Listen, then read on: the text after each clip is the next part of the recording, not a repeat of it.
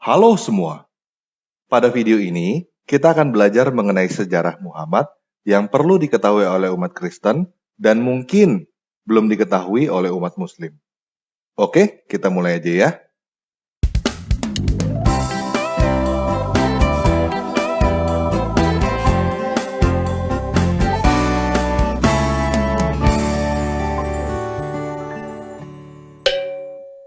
Nah, menurut tradisi, Muhammad lahir pada tahun 570 Masehi dari seorang ibu yang bernama Aminah di Mekah. Ketika berusia 40 tahun, Muhammad mendapatkan wahyu dari seorang malaikat yang disebut Jibril pada gua yang bernama Hira. Pada tahun 622, dia pindah dari Mekah ke Madinah. Peristiwa ini disebut hijrah dan umat muslim menghitung tahun mulai dari peristiwa ini. Kemudian, Muhammad berhasil mengislamisasi dan mempersatukan seluruh suku Arab.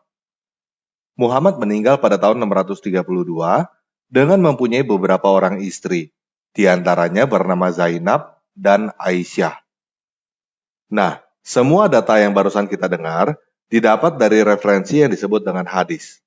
Sederhananya, hadis adalah biografi tentang Muhammad. Salah satu hadis yang tertua dan paling terkenal adalah hadis Sahih Al-Bukhari yang selesai ditulis sekitar tahun 846.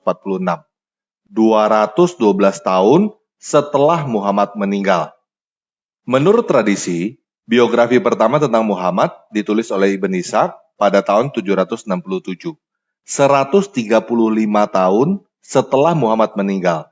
Namun, biografi ini hilang. Karya Ibn Ishaq diketahui karena ada dikutip oleh Ibn Hisham pada bukunya yang berjudul Sirah Nabawiyah, yang ditulis sekitar tahun 828. 196 tahun setelah Muhammad meninggal. Dan At-Tabari yang ditulis sekitar tahun 915.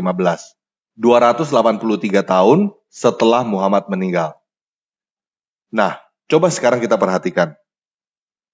Seseorang yang dianggap nabi terbesar oleh umat muslim, mempunyai prestasi sedemikian besar, mendapatkan wahyu dari Tuhan, mempersatukan seluruh suku Arab, tetapi biografinya baru ditulis lebih dari 135 tahun setelah dia meninggal, dan ditulis berdasarkan cerita yang dikumpulkan dari rakyat.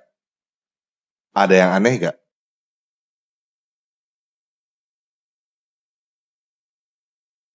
Oke, kalau kamu belum perhatikan ada yang aneh, saya mau memberikan tambahan informasi. Menurut tradisi, setelah Muhammad meninggal, kepemimpinan diteruskan oleh khalifah, yang artinya penerus. Pertama, diteruskan oleh para sahabat Nabi, yaitu Abu Bakar yang hanya memerintah selama 2 tahun, lalu meninggal karena sakit. Kemudian, diganti oleh Umar bin Khattab yang memerintah selama 10 tahun, lalu mati dibunuh. Kemudian diganti oleh Utsman bin Affan yang memerintah selama 12 tahun, lalu mati dibunuh dengan mengenaskan. Kemudian diganti oleh Ali bin Abi Thalib yang memerintah selama 5 tahun, yang juga mati dibunuh. Nah, dinasti atau kekhalifahan para sahabat Nabi yang disebut Rasidun ini tumbang pada tahun 661 dan digantikan oleh dinasti lain yang disebut dengan kekhalifahan Umayyah yang dipimpin oleh keluarga Umayyah turun-temurun selama 90 tahun. Pada tahun 750, dinasti Umayyah tumbang dan digantikan oleh dinasti lain yang disebut kekhalifahan Abbasid. Nah, biografi pertama Muhammad ditulis oleh Ibn Ishaq pada tahun 767. Jadi, selain berjarak 135 tahun, juga sudah 2 kali berganti dinasti. Semua cerita tentang Muhammad ditulis pada zaman dinasti Abbasid. Kalau teman-teman perhatikan, tentunya akan timbul pertanyaan, kenapa semua cerita tentang Muhammad baru ditulis pada zaman Abbasid? Apakah dinasti Rasidun dan Umayyah yang sedemikian besar tidak punya satu orang pun yang mau menulis tentang sang nabi besar? Atau semua catatan tentang Muhammad dari dinasti Rasidun dan Umayyah dibakar semua dan diganti oleh versi dari Abbasid? Atau memang semua cerita tentang Muhammad baru dikarang oleh dinasti Abbasid?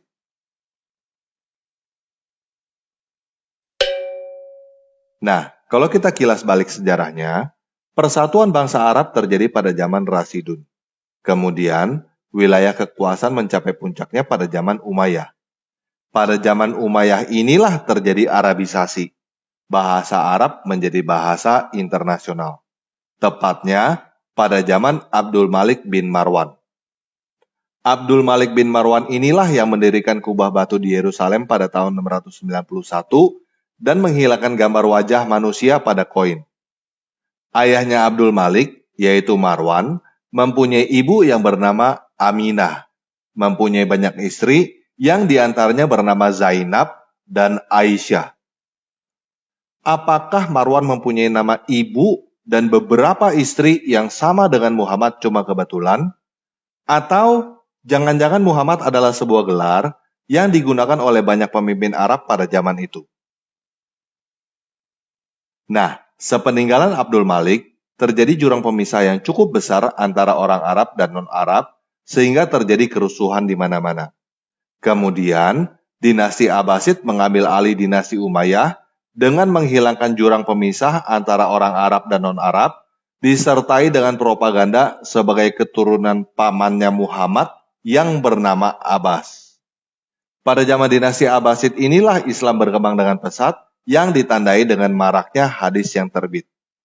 Dan selain itu, pada zaman Abbasid inilah Al-Quran juga dikanonisasi menjadi 7 versi qiraat atau 7 ahruf oleh Abu Bakar ibn Mujahid yang lahir pada tahun 859. Nah, sebagai tambahan informasi, di dalam hadis Sahih Al-Bukhari nomor 6, nomor 2756, nomor 4188, hadis Muslim nomor 3322, terdapat catatan mengenai surat Muhammad kepada Kaisar Romawi Heraklius. Di dalam hadis-hadis itu, tercatat Kaisar Romawi Heraklius mengenali Muhammad sebagai Ibnu Abu Kabsyah, artinya anak Abu Kabsyah. Dan di dalam terjemahan hadis Muslim yang saya dapatkan, jelas tertulis bahwa Ibnu Abu Kabsyah maksudnya adalah Rasulullah atau Muhammad itu sendiri. Nah, sebelum adanya dinasti Rasidun, ada seseorang yang bernama Iyas ibn Kabisah yang menjadi gubernur di daerah Al-Hira. Al-Hira terdengar mirip ya dengan Gua Hira. Al-Hira ini sekarang bernama Kufah di Irak. Dulu, Al-Hira ini adalah ibu kota kerajaan Lakhmid sebelum Islam dan ibu kota dinasti Abbasid. Iyas ibn Kabisah artinya adalah Iyas anak Kabisah, dan dia adalah orang Arab dari suku Tayaye. Kemungkinan besar, Iyas ibn Kabisah ini adalah pemimpin Tayaye, dan sering disebut yang terpuji. Yang terpuji Iyas ibn Kabisah, dan yang terpuji itu bahasa Arabnya adalah Muhammad. Tetapi yang menarik adalah, Iyas ibn Kabisah ini adalah orang dinasti Persia Sasanid. Dia adalah gubernur dan hidup pada zaman Kaisar Heraklius. Jadi, tidak heran bila dia menulis surat kepada Kaisar Heraklius. Namun, dia tidak lahir di Mekah dan dia adalah seorang Kristen. Jadi, ada kemungkinan Muhammad itu adalah sebuah gelar yang artinya terpuji yang dipakai oleh banyak orang. Mulai dari Iyas ibn Kabisah, Marwan, Abdul Malik, dan lainnya. Seperti halnya Firaun, yang juga adalah gelar yang dipakai oleh banyak pemimpin di Mesir zaman dulu. Dan mungkin aja, pada zaman dinasti Abbasid, semua cerita rakyat tentang siapapun yang mempunyai gelar Muhammad, entah itu Iyas ibn Kabisah, entah itu Marwan, entah itu Abdul Malik, dikumpulkan dan dibukukan menjadi yang kita kenal dengan sebutan hadis. Mungkin aja para pengarang hadis itu awalnya hanya bertujuan untuk mengumpulkan dongeng atau komik seperti halnya Marvel dan DC. Namun, cerita-cerita tersebut diterima dengan luar biasa dan dianggap sebagai kebenaran sampai sekarang. Dan mungkin juga kata Islam dan Muslim adalah istilah baru yang dimunculkan pada zaman dinasti Abbasid sebagai cara untuk mempersatukan orang Arab dan non-Arab. Semua ini masih kemungkinan,